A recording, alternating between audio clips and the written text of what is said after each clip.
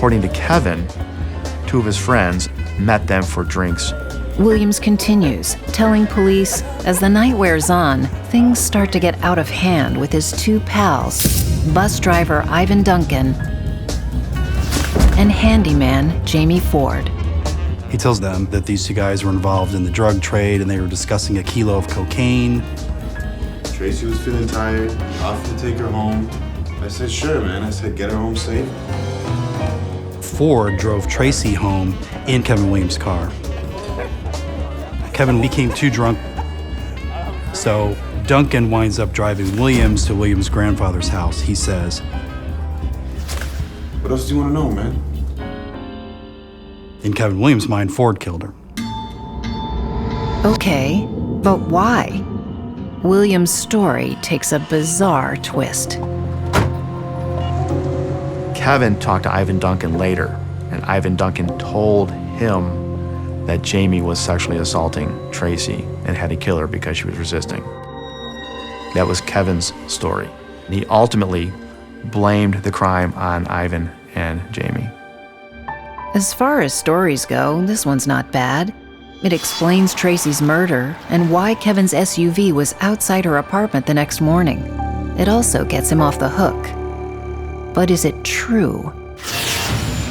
Traci Todd's a very beautiful woman, and you can imagine somebody like Ford thinks he has her in a drunken state after a night out. You know, maybe he took a chance and it didn't go well.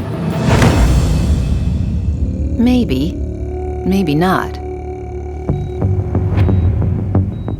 Police find Ford in, of all places, the hospital, severely burned.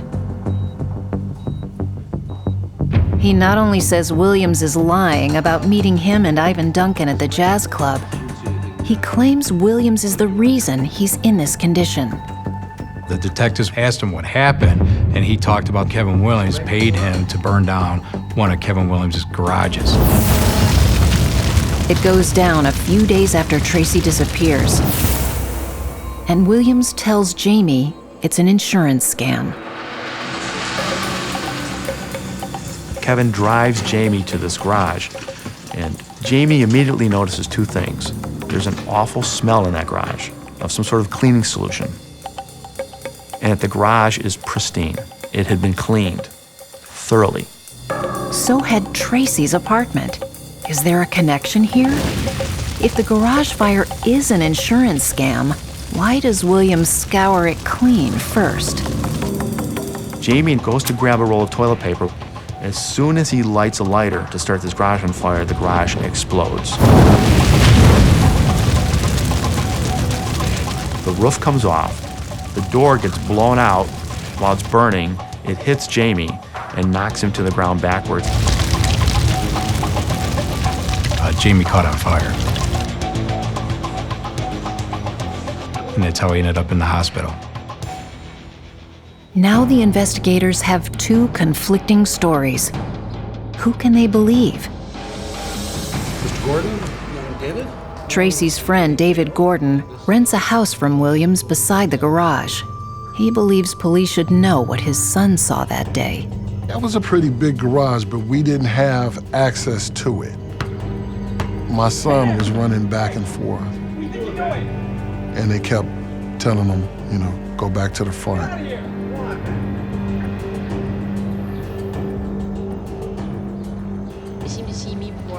Kevin had those big garbage cans.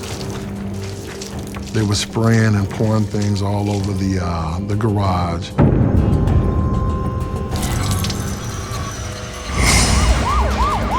Alarm bells are ringing for police as they descend on the burned-out garage.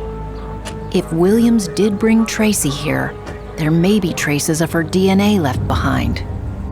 But there's nothing left of the garage, and no DNA to be found on anything. Every place they looked to find a connection to Kevin Williams, they came up with nothing.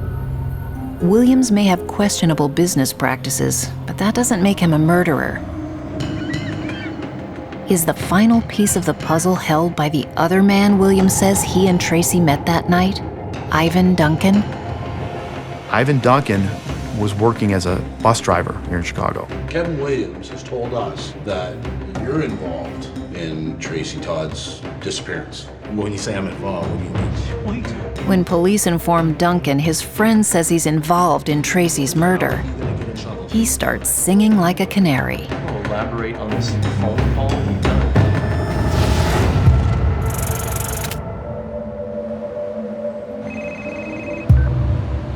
Hello.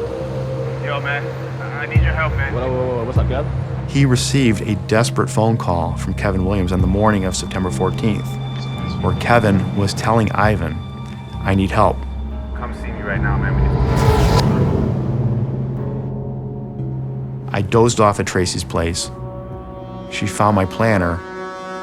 She found my wedding ring. She found out I was married. Married? Traci's soon-to-be fiancé is married? Is that what they were seen arguing about? Is this a motive for Williams to murder her? He was a married man having an affair. He tells Duncan that Traci confronts him over this double life. Duncan asks, well, where is Traci? And he says, well, she's gone. And Duncan says, well, what do you mean, to tell your wife on you? And Kevin Williams says, no, she's gone. This case isn't getting any easier. Investigators now have 3 very different stories to figure out. Kevin's, Jamie's, and now Ivan's. One of them likely killed Traci Todd. But which one?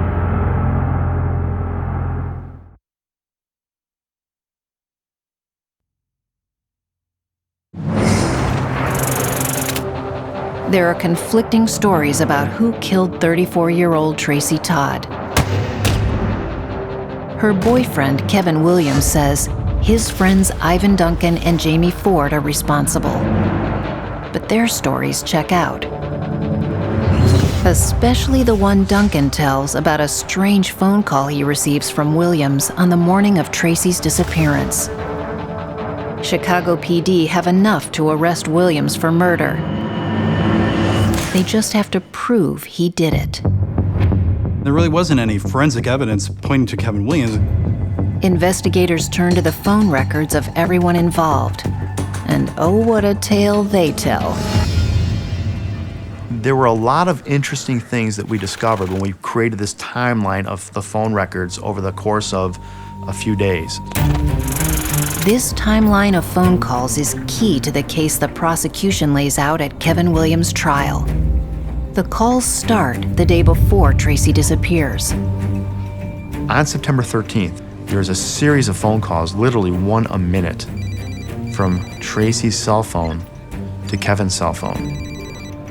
And they're very short calls, not answered. Traci's just heard a rumor from a friend. The man she's dreaming of spending her life with is already married. She's hurt and furious and needs to hear what Kevin has to say. She barrages him with 90 calls in 7 hours until he finally picks up. Williams denies it all, and they agree to meet for dinner to clear the air.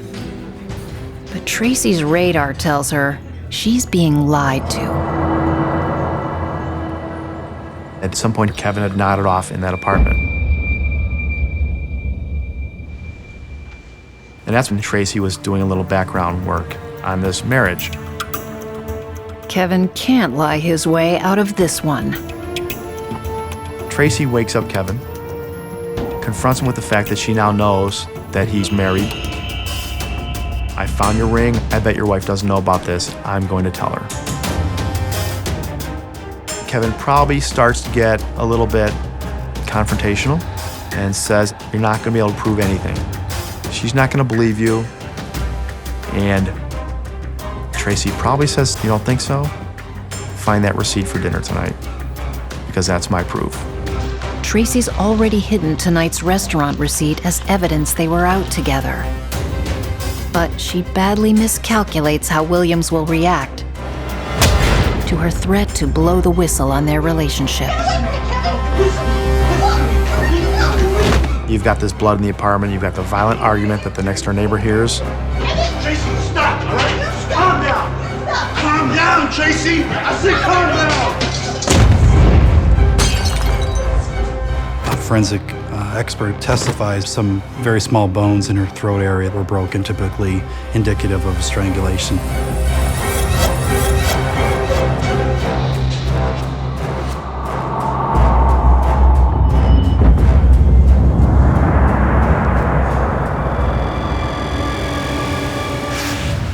In court, Williams' wife testifies that her husband couldn't be the killer, but instead of helping him, her explanation seals his fate.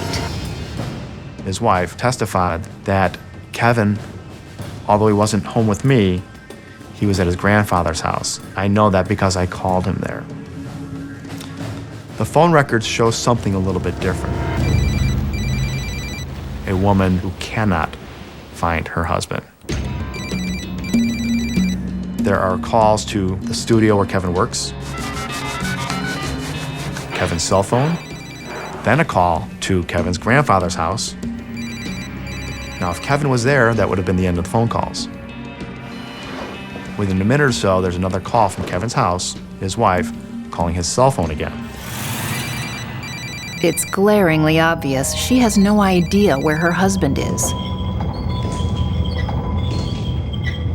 William spends the next few days covering his tracks. At the same time, his wife is making more than 180 calls looking for him.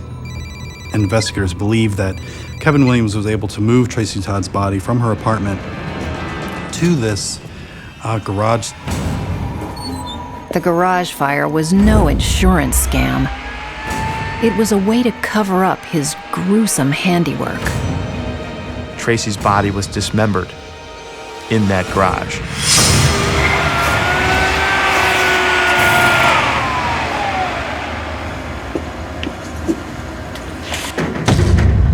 And the garage fire was designed to destroy any leftover evidence.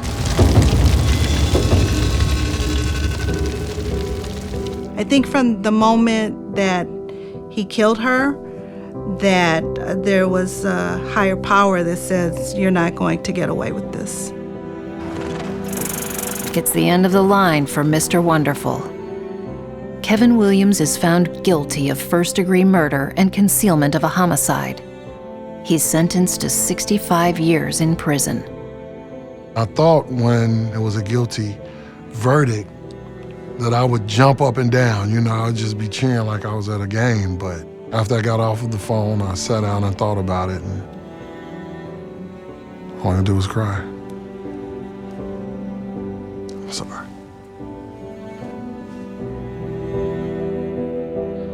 The end of the trial is an emotional watershed for another reason. 3 years after her death, her remains are returned, giving her loved ones a chance to say goodbye.